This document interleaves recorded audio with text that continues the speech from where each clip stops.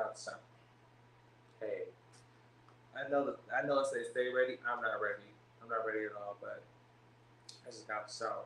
I told myself I would never do that. Like, get right out the shower, putting on a full face, and then coming to y'all because now it's hot as hell. My body temperature is not normal. But we're going to get through today. Welcome to the Library Live. Cue the intro, child. Ain't no stopping sunshine, ain't no stopping me, ain't no stopping all the love that sets the people free. Oh, yeah.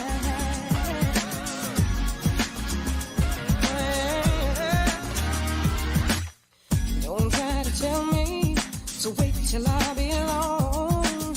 You can't convince me that what I dream is wrong.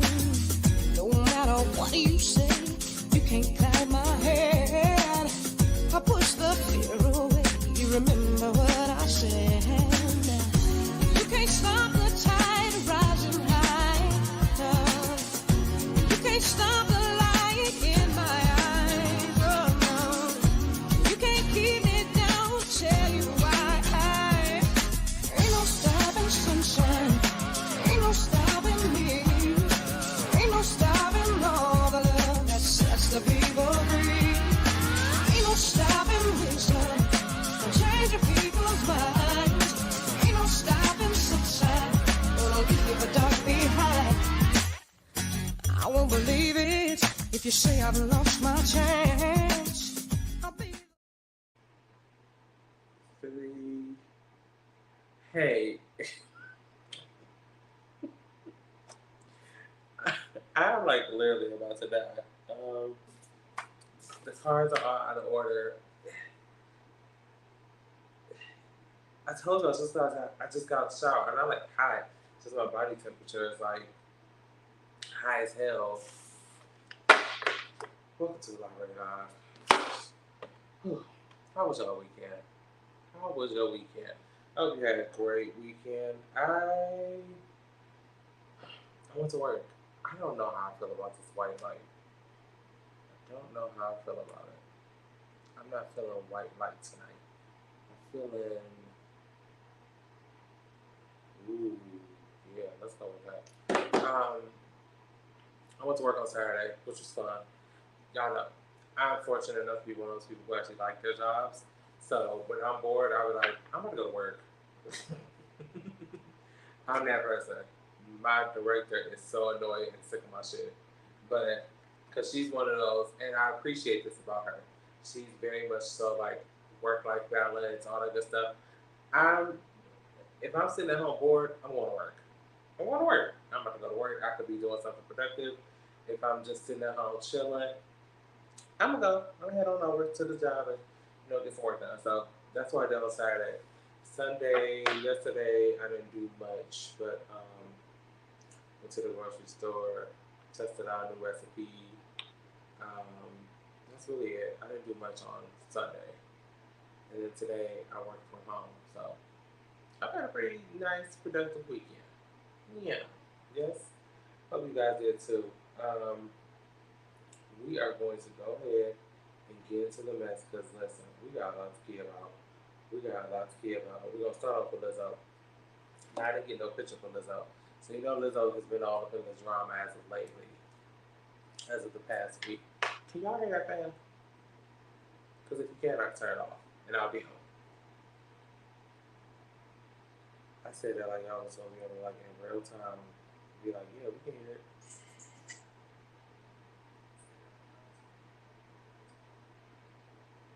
I don't hear it, so we're going to go with it. Anywho, so y'all know Lizzo has been, in the shits since them girls came out and claimed that she was having people shoot bananas out of their coochie and making them eat them and things of that nature. So Lizzo's been under hot water. So I went on the internet yesterday. Not yesterday, it was last Friday. It was after the show. Child, Lizzo has the brand of underwear, like bras and panties and stuff for big girls. Child, she is selling everything. She is selling it all. Everything was like it was a discount sale. It was a discount sale, and she was like, "Fuck it, sell it all." And I just had to correlate the two together. Like they had to be related. They had to be. Like the fact that she was, going down with this lawsuit situation, and then now she's all of a sudden like selling on her shit. So y'all keep Lizzo on y'all prayers, child. If she was, if she was fat shaming, don't pray for her. But if she wasn't, keep her in her prayers, y'all, because them girls is not letting up. These stories are not changing, and they is not playing. This lawyer, I watched the interview with him on what's his name, Cuomo, Chris Cuomo. I know his name is, he be on CNN. I watched the interview with the lawyer for the three girls, and they not letting up on her. They is not letting up on her or her wig. They not playing with her or her clarinet. So, Lizzo, child, good luck, sis. You gonna need it. You and your clarinet. Let's talk before I cuss him out. We gotta talk Nene and Carlos because I finally had the patience and the time to sit and watch this 2-hour interview with Nene and Carlos King. Let me pull up I can't wait to cuss Neo out. I cannot wait. Boy, I can't wait. So, Carlos King, you can see on the right, ex-executive producer of Real Housewives of Atlanta. We all know Nene Leakes. She sat down and did a 2-hour, I'm sure the interview was much longer than 2 hours, but what we saw was 2 hours worth of footage of her interview with Mr. Carlos. Very, very extensive. We learned a lot, so much so that there are 3 Library Live cards related. I'm going to breeze through these because this is a lot to breeze through, but I want to come and tell y'all about the interview for y'all who didn't have the patience like I did to sit and watch it. Now, the interview is about a week old. A couple of the Real Housewives, both past and present, have come forward to respond to some of Nene's digs in this interview. First, I just want to say in this interview, it was very much so 2 people who worked for the same company who don't work for that company anymore, gloating about how much it was so much better when they were there. That's essentially what this entire interview was. That's literally what Carlos and Nene came together to do, basically, is tell the girls how much the Real Housewives of Atlanta not only needs Nene as a talent, but needs Carlos as a producer. So the first part of the interview, there was 2 parts, like I said. The first part, Nene was talking about how the show started, the inception of the show, calling herself, when the show first started, she was the underdog, which I'm not entirely sure. We've always liked Nene. Like, Nene was never, maybe in the group she was the underdog, but as from viewer-wise, we've always, from day one, we liked her. So I'm not sure where that came from. Carlos asked her about the ego allegations and does she think that played a role in her time on the Housewives. She said no, she claims to not have developed an ego at all until after the first season, which I can totally agree with. Nene's ego kicked in when she went on the Donald Trump show, the Celebrity Apprentice. That's when the new Nene came around and we was like, now we're gonna tolerate this for a little while, but after a while, this attitude of yours, this is gonna get old real quick. So fix it. You should ever fix it. She also said that Kenya changed the dynamics of the show. Kenya came on season 4, I believe, 4 or 5. She says that Kenya was very much so the reason why there was a shift in the Real Housewives of Atlanta. Neither bad nor good, but indifferent. She also broke down how much money they made. And this was interesting. So interesting, I put it down on the sheet. So she said season 1, they made $10K each for 3 months of filming. $10K ain't shit for what y'all doing, and for the numbers y'all poured in, ain't shit. Then she goes on to say season 2, they bumped it up to $50K. And then season 3, it was up to $100K for the season. That was for her, who was still her, Sheree, Kim, Deshaun and Lisa were gone by then. I think they lasted like 1 season. So I think there was only 3. Candy had come on season 2 or 3. So yeah, that's what they were making at that time, which was really shocking that she mentioned that. I was like, wow, that's I can totally get it why you were so pissed. Um, he also asked her about Phaedra. She couldn't identify a reason why she doesn't really like Phaedra, besides the fact that Phaedra is apparently she knew Phaedra from Athens, and she didn't want 2 Athens girls on the show. That was really the only reason why she could come up with. Um, I want to put some things into perspective for Nene because I feel like she was confused, and Carlos shockingly didn't correct her, which is, I mean, I suppose you're sitting with your good Judy and y'all just talking, you're just gonna let her rant. But she kept mentioning how the Kardashians and how the Real Housewives of Atlanta really put reality TV on the map, and she kept bringing up the Kardashians. She brought them like maybe 2 to 3 times. And we're going to talk about Kim in part 2. But she mentioned that the Kardashians came after the Real Housewives of Atlanta, which, Nene, I don't know if your timeline's a little fuzzy, but that's what we're here for. It's a library. We keep like almanacs and the services and, you know, things of that nature, you know, historicals and stuff like that to keep you guys, keep you guys informed. Kardashians premiered in 2007. The Real Housewives of Atlanta premiered in 2008. So technically, and to be quite honest, we knew Kim before Keeping Up with Kardashians actually aired. So to be fair, we did know the Kardashians before we knew you, Nene. And that's not a dig, that's just a fact. So just wanted to bring that up. She had a very extensive talk about Greg, which was really cute. I love to hear it because I feel like she gets really mushy and cute when she talks about Greg. And you know how much we love. I think everybody loves Greg. I don't know a single soul who didn't like Greg because Greg made Nene more likable. Like he reeled her in. So we love Greg. She read Cynthia down, child. She said Cynthia tried to steal her bag and she will never be friends with her again. They are cordial. They can do work together, but she will never be friends with Cynthia again. It was very much so throw the rock out your hand interview. Like she only said so much about certain things to the point where it left enough for us to imagine, which is fine with me because then I can imagine all I want. There was never any drama with her on any set. Let's jump into part 2. So part 2, we got into the lawsuit with NBC, Andy Cohen, and Bravo. Of course, she prefaced that entire section where she can't say too much because there's still a lawsuit and litigation and all that good stuff. But she was told that she was being reduced. For you guys who don't know, she was suing Bravo for discrimination. They were cutting her down to like 6 episodes per season. Mind you, this is the Nene League, so they're cutting down 6 episodes. And she said the reason that they gave her was because she was unhappy. So they gave her 6 episodes, which is really ass backwards to me. If somebody's unhappy with the lack of airtime you're giving them, why would you cut them down even further? It makes not much sense to me. The entire lawsuit is laughable to me.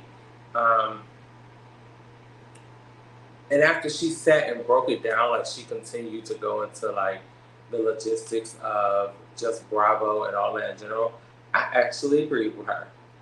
I did. Wholeheartedly. Like, y'all, Bravo was really playing at her face. And before, I'm willing to stand corrected and say that I thought, really, that Nene was reaching for a while with this lawsuit, with all the mess. I really felt like it was just bitter, scorn. That's what I felt. But after watching this interview, I can honestly say, and, you know, just revisiting all the things that Nene has contributed, not just to that show in particular, but into pop culture in general, y'all played in her face. Y'all really did play in her face. Y'all ought to be ashamed. So she got my vote for that. By mid part 2 of this interview, it really became a Nene ass kissing show where Carlos just continued to praise her and, you know, ask her in so many words to fix whatever's going on with, and, you know, the ending of the interview really made me, I almost teared up because it was really emotional. They both were crying, dramatics, but they almost sucked me in. I almost cried too. just giving each other flowers and really speaking on how this lawsuit has really affected her and her livelihood. And, you know, she said she hasn't been working because she was essentially blackballed for a while, which is sad to see from anybody, especially a black woman. Um, she touched on the Wendy Williams stuff, which really wasn't anything we didn't know. Wendy Williams told who she was from the jump.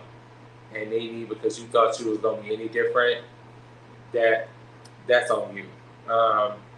She also mentioned that she wants to do podcasting, and I don't understand how she's being blocked from doing podcasting. Nene, girl, plug a fucking computer, get on your goddamn live, plug a microphone in, and podcast.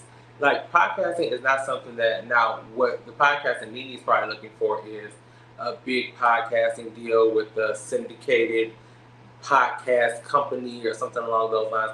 That's what Nene's looking for. But ma'am, if the door isn't opening, bitch, jump through the window, which means go get you a microphone. You got enough people around you, I'm sure, to know how to turn on some kind of one of these apps for you to plug in and do what you do. We would tune in to a Nene Leaks podcast. I would, at least. I don't know about you guys, but I would. Get on there and do it. Like, I know you want the bag and things of that nature, because that's what we're all about nowadays. But if the bag isn't coming, man, create you one. You are still Nene Leaks, in case you forgot. So that's that. And then Carlos asked her, does she think she should be bigger than Kim Kardashian? Of course, to which Nene said yes. If not bigger, at least equal to. And then she went into, Kim came out after me and they put us together and sometimes gave her things. It became a race thing, if you ask me. She didn't say it verbatim, but the entire interview, there was a bunch of theys, thems, and we know what that means. We know what that means. So, all in all, 2 hours worth of my time, well spent. I have a newfound appreciation for Carlos and Nene. So yeah, if you want to give it a look-see, it's down to the YouTubes and things of that nature. So speaking of Kardashians, let's jump right into Tamar, because apparently the Kardashians are under fire this week. Tamar did make sure I get this quote right. Tamar made some statements. I don't know when these statements were made, but we're going to talk about them today. Where she mentions that her family does the exact same thing the Kardashians do, but they're not getting paid what the Kardashians are getting paid. Here it is. And I quote, wait a minute. And I quote. Nope, I don't. And I quote. We're doing the same thing. Why are we not getting the same price? That is courtesy of Tamar Braxton. So I took the liberty, just because, I'm here to inform and things of that nature. Tamar, there are 3 very simple reasons why the Kardashians make the money they make, and you guys, as the Braxton sisters, make the money you guys make on what was the Braxton family values. And we'll start really simply with the fact that when you guys started. So we met the Kardashians, like I said, in 2007. We met you guys in 2011. Now, we knew Toni, of course. She's a living legend, Toni Braxton. So we knew her back since the 90s, yeah. But the rest of you all, we met just recently. Networking. They were on E, you guys were on WeTV. That was the choice y'all made. Had y'all been on E, maybe y'all would have got a little more. But WeTV was, I think it's fair to say WeTV was fairly new and up and coming when you guys came on. You guys really put WeTV up on the map for real. And you've since spoken out about how WeTV treated y'all terribly. So you could have shopped your show to another network, but you chose not to. So, again, fully on you. Next, they had Kris. Kris Jenner in itself was a win for the Kardashians as executive producer on all of the Keeping Up with Kardashians. Y'all decided that you all want to be executive producers on your own show, which rightfully so gets you another check. However, when you have a machine like a Kris Jenner working for you, things happen differently. I'm just saying, whether it be good, bad, or indifferent. Y'all didn't have Kris Jenner. Y'all mama was too busy trying to, do whatever Miss, what's her name? Not Joyce. Joyce is the other crazy mama. I'm sorry, not to call her crazy. She's one of the Bible thumping mamas, which I respect. It's no tea, no shade, but she one of the mamas who like don't speak unless she's spoken to. What is her name? Just a second, because it's gonna bug me until I find out. Braxton, mama. No, that's Tamar. What's the mama name? I need the mom. Evelyn. Evelyn Braxton. So y'all had Evelyn, they had Kris. Reason enough. Now, furthermore, those are just the top three. Tamar, everything ain't racist. Like, and I had this conversation with my one of my friends at work. Everything ain't racist. We can call a lot of things to racism, but this ain't one of them.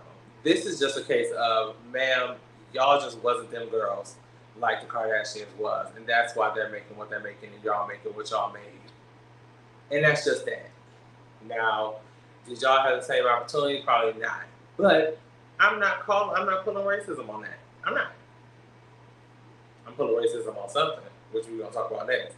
But it's not in this case, Tamar. So, ma'am, respectfully, that's the reason. Those are the three reasons. Those are just top three. Jerry made a very valid point in our group chat. Shout out to our group chat. To be honest, we didn't even want to watch the Braxton Family Values. Actually, we tuned in. Tamar, you were indeed very entertaining when we met you. You are very much, you actually could have your own show if you ask me, because you have the personality to do so. Did she have her own show? Yes, she did. And then she quit. I feel like, and I didn't even know that. We really wanted to see Tony, and she didn't even want to do the fucking show. She was doing it for y'all, cause Tony don't need that shit. Tony Braxton is the living legend. Tony Braxton. She don't need this. Tony Braxton don't need no Braxton Family Values. She's Tony Braxton, so she was doing it for y'all. And then she was like, "Fuck it." That's why she was so easy to walk away from it, because she doesn't need that shit. Y'all did, which is another reason why my point is valid. Nonetheless, I digress. Tony or Tamar, child, get out of here. Okay, so let's talk about it. I know y'all have seen, because the internet has been all up in the blaze since the weekend. The fight down to the pier with the damn people. I ain't gonna show the video because I know y'all seen it already, but I will provide updates. Jesus, it is hot as shit. So, I love black people. Can we just have a black people appreciation moment real quick? It won't take long, I promise. I love black people because one thing is for sure, two things for certain. We don't play around about our elders. Like, it's a whole, like, respect your elders. Like, you not finna disrespect the elder. Now, some people can. Like, if it's, like, directly in the family, that's different. But one thing that's not gonna happen is you not finna disrespect our people. Not our elders. Not our elders. You not finna do that. Not on our watch. Now, we might do it to each other. And that's sometimes, in the line. But you not gonna do that. So, quick synopsis. Boat on the dock. Here's the dock. Mr. Man who works for said docking people said, don't park here because there's a boat reserved this space. Don't park your stuff here, your boat. Y'all decided to do what y'all want to do as y'all normally do and park your boat where Mr. Man told y'all don't park your boat. So both the black people was like, now they just sitting in the harbor, they can't park because you decided to do what you wanted to do and park your boat. So Mr. Man, who works for the boat, has a verbal conversation with said people, and was like, hey, I need y'all to move because they're trying to dock. You gotta move. Physical gets physical. They started, and baby, when I tell you, the blacks assembled. The blacks assembled. There was people who were on like there's a dock and then there's an area above the dock. People were up there running down to assist and said whooping tricks. Tyrone Phelps, they have names for him. I forget his real name. They found him on social media. Jumped from the boat that was trying to dock, swam to the dock, and jumped in the fight. And then it kept going. It's just like there's so many videos of this on the internet that it just kept going. Then men came skipping to the boat where the people were sitting and enthused and jumping on them and whooping them tricks. There was another man who had a white chair who mollywopped a lady with said chair. It was a show. Boy, we had a time last night. And Twitter has not been the same ever since. So apparently, according to CNN, there have been several police warrants issued for a couple of the people who were involved in said altercation. We don't know who yet. And the mayor of Alabama, Montgomery, Alabama, yeah. The mayor is, looks like a young black man. He looks young. I don't know who, but he did say in his quote, come down to his quote, he says, come on down a little further. He says, this was an unfortunate incident which never should have occurred. As our police department investigate these intolerable actions, we should not become desensitized to violence of any kind in our community. So there are warrants and things of that nature out. I am interested to see who these warrants are issued for, because at the end of the day, y'all started it because y'all think y'all can do what y'all want to do, and y'all decide to dock y'all boat where y'all want to dock y'all boat after that man told y'all not to, who works for said docking boat area. So you play stupid games, you win stupid prizes. That's how I feel about it. So that's that. Good luck to the people, though. These people. That's people. All right, here we go. So, I've been waiting on this all day. So, Neo, I want to cancel Neo so bad. I want to cancel him so bad, but I know I'm going to revisit his first 4 albums. I know it. I already know it's going to happen. So, if I cancel him and then I'm like having like a withdrawal where I want to listen to Libra Scale or Year of the Gentleman, I have to, then you're going to talk about me in a group chat. And I don't want y'all to talk about me in a group chat. I try to stay out the group chat as much as possible. But Neo, first of all, let me just say, when are we going to, as a community, stop supporting Vlad TV and everything that Vlad TV stands for? I don't know when it's going to happen, but I wish it would happen soon because I'm fed up. So Neo went and did an interview with a Vlad TV affiliate, another less than melanated podcaster, and I'm just gonna play y'all a portion of what he had to say, and then we gonna talk. Vlad is trash. I know that's why I see Sharice. So here we go.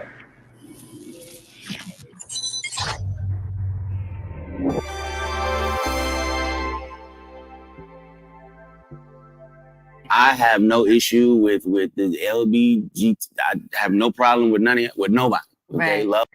Before we move on, that dismissal with that hand notion, I want y'all to watch very carefully because I notice things that most people don't notice. that dismissal of like the community with the hand gesture, I didn't like that. But let's move on. Love who you love, do what you do. Exactly. I just personally come from an era where a man was a man and a woman was a woman, and it wasn't but two genders, and that's just how I rocked. Me now, too. You could identify as a goldfish if you feel it. Right. I don't care. That ain't my business. It becomes my business when you try to make me play the game with you. I'm not finna call you a goldfish, but you want to be a goldfish, you go be a goldfish. It's all Amen. good. I mean, it's just, we live in a weird time, man. We do. We live in a time where a person will have a mental breakdown in front of their camera. Right. Wait, let me white balance. No, that's crazy, right? What the hell is that? Like, if you are of sound mind enough. The problem here, I'm gonna pause again just because I'm gonna get into some stuff. The interview is all over the place. It's all over the place. Like, you start discussing gender identity, and then you're gonna go into like parenting, and then you're gonna go into like transitioning, which no one asked you about, by the way.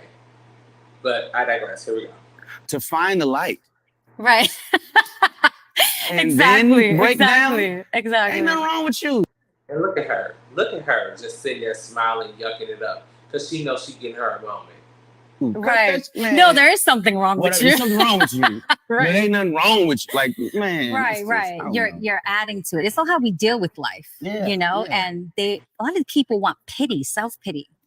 I don't like that. That was one thing that was not allowed in the house that I grew up in. It's like, okay, get your cry out, you know, give that its moment. But once it's done, keep moving. That's right. We're not going to sit and dwell in sorrow. We're not going to sit and dwell in anger. We're going to give those emotions the moment that they deserve. We're going to respect those emotions. But then we're going to get up and continue moving, because it's not about the fall. You can fall a million times. You get up 1,000,001. That's the way I was raised. Me too. Yeah, like, all right, that hurt. Go ahead, cry. Yeah, they pamper. Oh my God. And trigger warnings. What the hell is a trigger warning? Yes, exactly. The whole job is to joke. About everyone. About everyone and everything. And people want to get offended and like, don't say that. That's lights go down. Exactly that. We got bumps and bruises. We just washed it off with the hose outside. Right.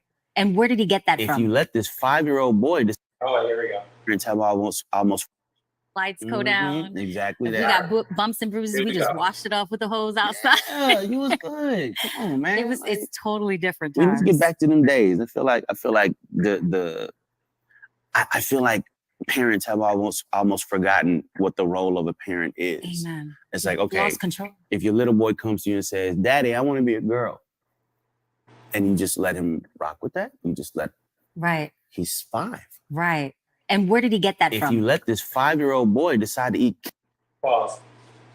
Catch what Miss Thang, and where did he get that from? Oh, I got a lot to say. Keep going. Candy all day. He's going to do that. Exactly. Like, when did it become a good idea to let a 5-year-old, let a 6-year-old, let a 12-year-old make a life-changing decision for themselves? Right. When did that happen? Right. Like, I don't understand that. I don't get that. And to medicate these young kids that are 5. Who's talking about medicating? Anybody said nothing about medication? But I digress. Here we go. 6, growing up and knowing that it affects their brain, it affects their organs, it makes them sick, but they're not allowed to do drugs, they're not allowed to do alcohol. Right. We can medicate them. He can't drive a car yet, but he can decide his sex. Right, right. What sexual orientation, and he can cut off his pee-pee, and that, to me, that makes no sense whatsoever. That's all I needed. So that's all that I needed to share. First of all, the problem with this interview is, first of all, that's Vlad. And let me get this off my screen because they're not going to flag my video. First of all, the problem is that it's a Vlad interview. Let's start there. Or a Vlad affiliate. Secondly, in his apology, which he essentially retracts, and which I'll get into in a minute, Neo says that he was asked these questions.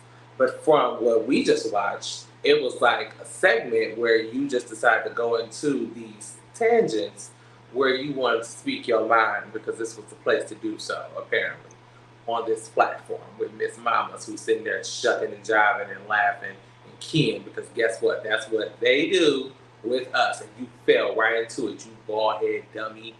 So here is his apology, and we're gonna read it, and then we're gonna show you the video he just posted recently, because apparently his publicist wrote this. So here's what his publicist had to say. After much reflection, I'd like to express my deepest apologies to anyone that I may have hurt with my comments on parenting and gender identity. I've always been an advocate for love and inclusivity in the LGBTQI plus community, so I understand how my comments could have been interpreted as insensitive and offensive. Gender identity is nuanced, and I can honestly admit that I plan to do better educating myself on the topic so I can approach further conversation or future conversations with more empathy. At the end of the day, I lead with love and support everyone's freedom of expression and pursuit of happiness. Now, like I told y'all with Lizzo's apology last week, we know a publicist's apology when we hear one. That was indeed a publicist was like, let me type this up for you, you post it, and we can move on. Because we want to scrub the internet of this. Because you on tour with Robin Thicke and somebody else, and I think Mario, and y'all doing y'all thing. So we don't need no bad shit in there. Now that I think about it, maybe ticket sales is low. I'll look that up and let y'all know. Auntie Sheree says, funny how publicists needed to clarify and apologize for words you said. Okay, exactly. So then Neil goes on, because he's not done. Oh, he is not done. So apparently he was being dragged even further to the furthest pits of bald head hell. And he made a video on Instagram, which we are going to watch right now. Here we go. Oh, wait. Hold on. Let me get some audio. I have to say about what I say, whatever. I normally don't care because, like I said, opinions ain't special. Everybody got one. However, this is something I feel very strongly on, and I need y'all to hear this from the horse's mouth, not the publicist's computer. So check this out. First and foremost, I do not apologize for having an opinion on this matter. I am a 43-year-old heterosexual man raising 5 boys and 2 girls, okay? That's my reality. Now, if my opinion offended somebody, yeah, sure, I apologize for you being offended because that wasn't my intention. My intention is never to offend anybody. However, I'm entitled to feel how I feel. I'm absolutely entitled to feel how I feel the same way you are entitled to feel how you feel. I ain't asked nobody to follow me. I ain't asked nobody to agree with me. I was asked a question and I answered the damn question, okay? I have no beef with the LGBTQIA plus community whatsoever. I ain't got no beef with y'all. Do whatever the hell it is you want to do. Do what you want to do with your kids. However, somebody asked my opinion on this matter, and this is how I feel. I will never be okay with allowing a child to make a decision that detrimental to their life. I will never be okay with that. I don't care. I definitely plan to educate myself a little bit more on this matter. However, I doubt that there's any book anywhere or any opinion that somebody's going to tell me that's going to make me okay with letting a child make a decision like that. That's just period, point blank, and that's how I feel. If I get canceled for this, then you know what? Maybe this is a world where they don't need a Neo no more, all right? And I got no problem with that. I'm a hustler, all right? I'll figure it out. I got kids to raise, and I'm going to do that regardless. So with that being said, y'all have a good day. I love everybody. Live how you want to live, love how you want to love, but your opinion is yours. Speak your opinion as much as you damn well feel like it. Because as I said, they're not important, they're not special. Everybody got one, and you're entitled to it. I'm entitled to mine, all right? Y'all feel how y'all want to feel. Have a great day. It's Neo. Peace and love.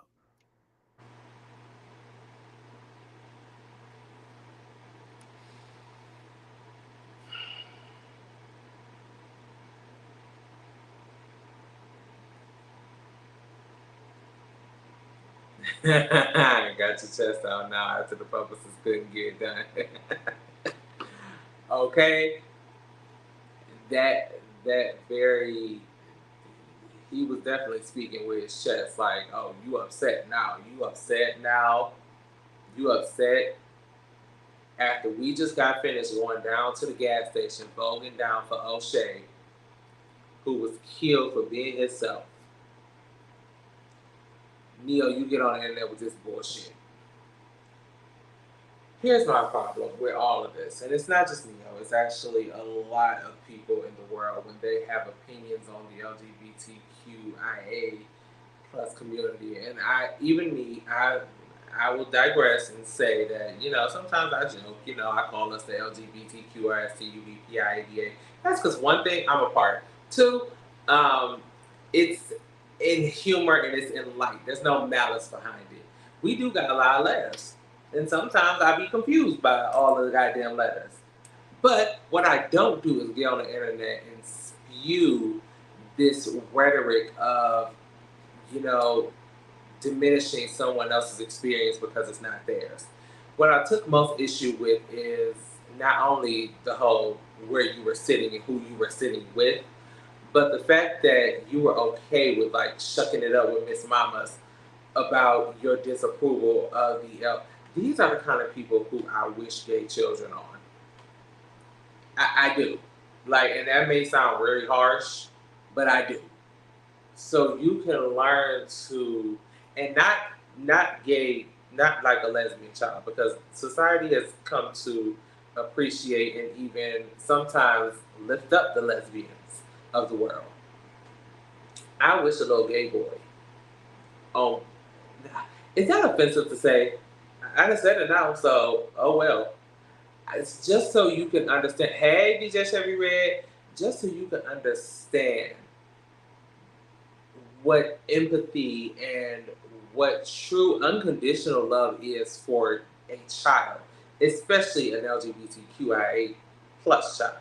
It's laughable that y'all sit and make these think pieces and do these interviews and sit and talk slick about the community, and we don't sit around and talk about the 7 illegitimate children that you got running around here and how you had the nerve to have that ex-wife of yours or ex-girlfriend of yours tube side and then turned around and had another baby on somebody else told her you didn't want to have no more kids, but you went around and had some extra kids on the side.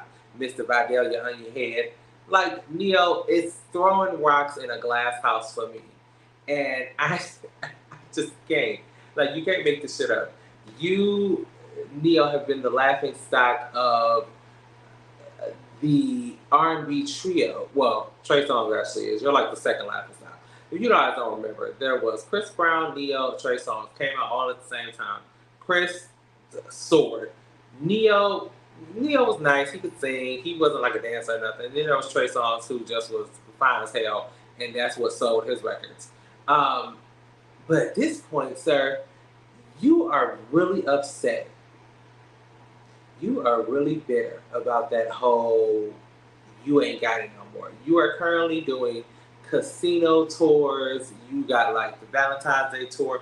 You come to that place in your career where you might as well just finish writing songs for people and just cut the performance shit out. Because at the end of the day, you ain't put out a decent album since Libra Scale. And that was back in 2000, who? 12, 13? Somewhere in the 2010s. 10 years ago, essentially, sir. So the last time you put out an album anybody gave a damn about. And these little yang singles you got, nobody's checking for it. And that is the reason why you're mad.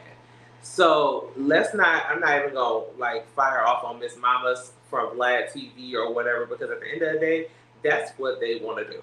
That's exactly what they called you into this interview to do. They baited your dumb ass with a question, allegedly, according to you, and you took the bait. So now you got to deal with the consequences. So don't get on Instagram puffing your chest up at us because we reading you down in the comments because you mad at us for whatever reason. Well, not me. I'm not changing my identity. I'm a man and I'm a cis. See, I got to make sure I get the right damn pronouns. I'm a cisgendered male, which means I was born a man and I identify as a man. Yes, okay. Just want to make sure I got that right. I don't want to offend nobody. Unlike Mr. Vidal, your onion head ass. Neo, go to hell. Go directly to hell. I'm not listening to, like I said, I'm going to try not to have a moment. Because, sometimes, I ain't even going to lie. Neo got songs that take me. Part of the List is one of them. God, it's going to be hard to not listen to Part of the List. God, I love that song. I did a routine in college to that song. 2011. Oh, it was beautiful. God, I wish I had that performance. I didn't perform it, but I choreographed it. It was a peak. So, have you heard Part of the List? Okay, quick story. So part of the list is a song about man loses girl, girl is gone because man ain't shit, something along those lines. And he's listing these things that he misses about all other shit. So I created this piece where it turned a little dark. Lady died. She went on to glory and things of that nature. And it was like a ghostly thing. Like he was seeing her in his dreams and shit. It was like smoke on the stage. It was real. It was beautiful. So that song has a special place in my heart. That'll be the only one I listen to. But other than that, Neil, fuck you and your bald head. The Library Live is 5 feet pics for less. Excuse me? Are you selling feet pictures on my stream? Mama Pam? Who is she? She's selling feet pictures on my show. I have never been more humiliated in my life. On YouTube. 5 feet pics for less. Am I that popular that somebody is selling feet pictures on my YouTube channel? Child, the show is over. Listen, I love you guys for watching. We will see you guys on Friday. Neo, go to hell. And we will talk to y'all on Friday. If you are interested in feet pictures, Mama Pam is apparently your girl go to. Okay? I just gotta get out of here. Y'all, I love y'all for watching. 5 feet pictures for less. What is for less? How much are they? I'm not interested in feet, let alone women's feet. So I don't want it, but I'm sure somebody do. Let me get off this damn camera so she can get on my stream. Bye, y'all.